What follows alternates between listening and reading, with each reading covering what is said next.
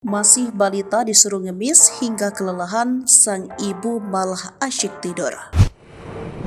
Viral di media sosial, seorang anak yang masih balita disuruh ibunya mengemis di pinggir jalan. Mirisnya ketika balita tersebut mengemis, sang ibu malah asyik tertidur di depan emperan rumah warga.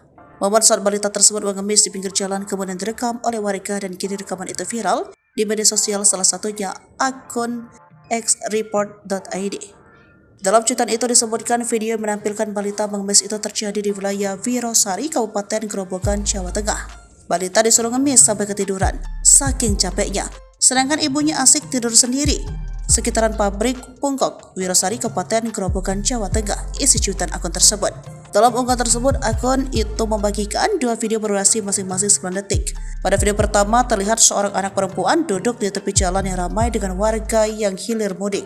Balita itu terlihat memegang gayung untuk dijadikan wadah menampung uang dari hasil mengemis. Tak hanya berada di satu lokasi, anak itu juga terlihat mengemis di persimpangan jalan. Di video itu, balita tersebut tampak meminta belas kasih dari pengendara motor.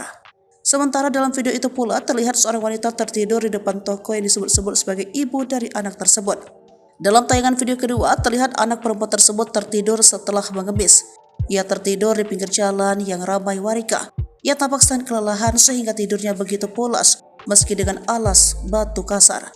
Uang hasil mengemis yang ada di dalam gayung terlihat berserakan di jalan. Narasi dalam video menyoroti penderitaan seorang anak kecil dan lemahnya yang terpaksa meminta-minta. Tubuh sekecil dan selemah ini sudah dipaksa meminta-minta.